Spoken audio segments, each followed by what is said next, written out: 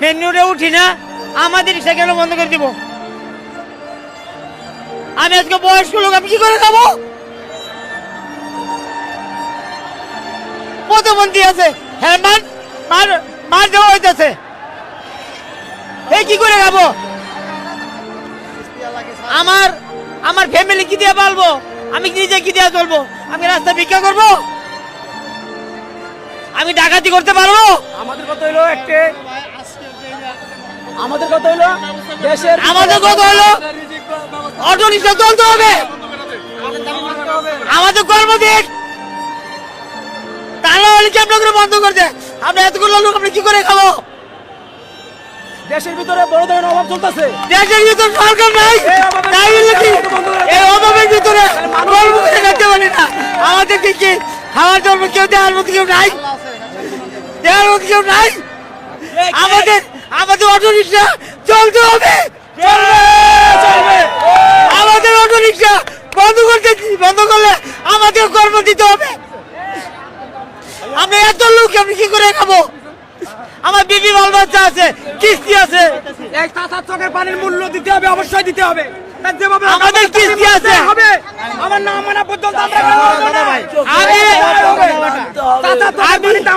আমি 90,000 মানুষ, 90,000 টাকা কিস্তি উঠেছি।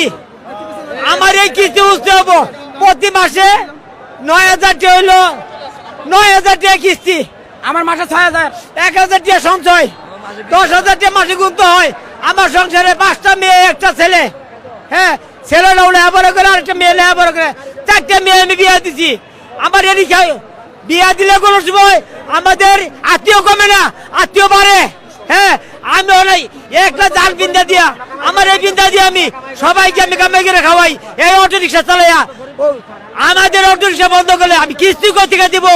আমি চলবো কই থেকে? এটা সরকার নাই, দেশের সরকারের নাই, তাই বলে কি আমাদেরকে কেউ দেখবে না? দেখবে না? আপনি কি মানুষ না? আপনি কোন মানুষ? তাহলে আমাদের বাড়ি ভালো, তাহলে কর্ম দেখ। অনেকজনের প্রতিবন্ধীকে চাষ করা হয়েছে, লাঠি চাষ করা হয়েছে, প্রতিবন্ধীদেরকে লাঠি চাষ করতেছে, এটা কি ঠিক? ঠিক আছে, আপনারা আমার জন্য ব্যবস্থা করুন, আমাদের জন্য অটো রিক্সা চলবে, আমরা এটা চাই। আপনাদের কাছে এলে আবেদন,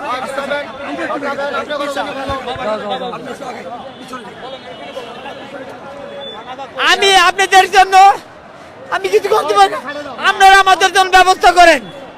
আমরা ভিতরে চলি, গলিতে চলি, কোনো মেন রোডে উঠি না। আমাদের রিক্সা কেন অটো রিক্সা বন্ধ করে দিল? আমরা মনে করেন যে আমি রিক্সা কিনছি 90,000 টাকা কিস্তি উঠাইয়া, প্রতি মাসে 10,000 টাকা কিস্তি উঠতে হয়।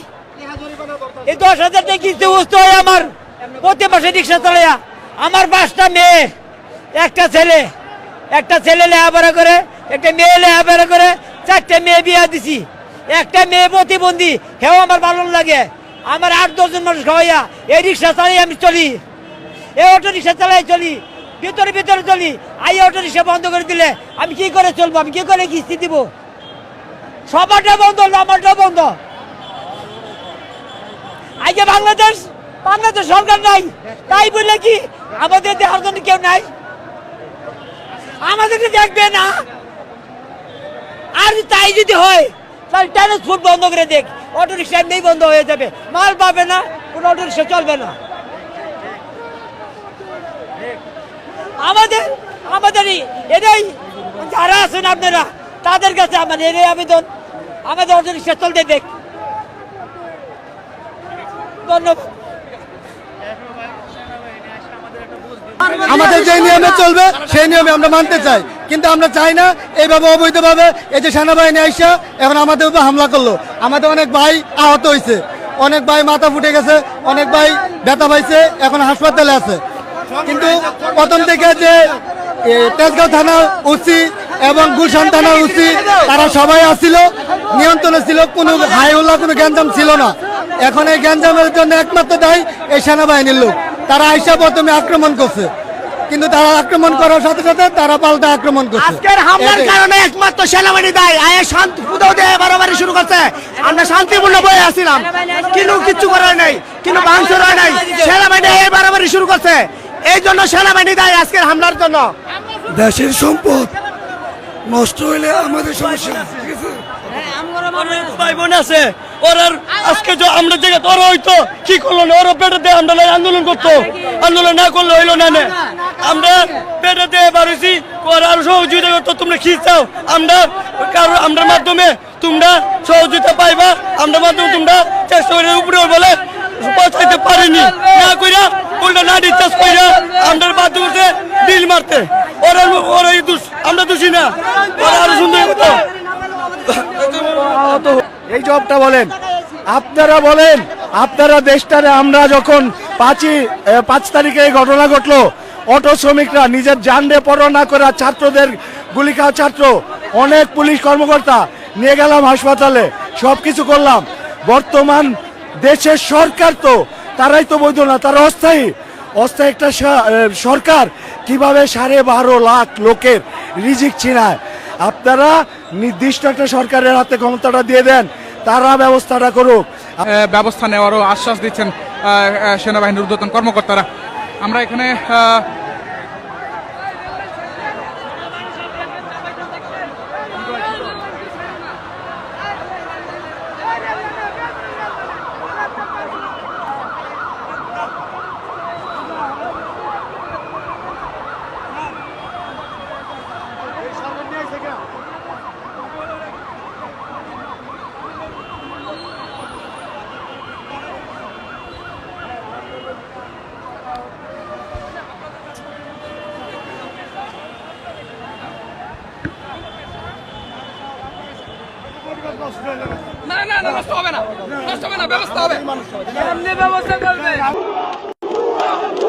পুলিশকে ভুয়া ভুয়া বলে স্লোগান দিচ্ছে এখানে যারা ব্যাটারি চালিত রিক্সা চালকেরা রয়েছেন।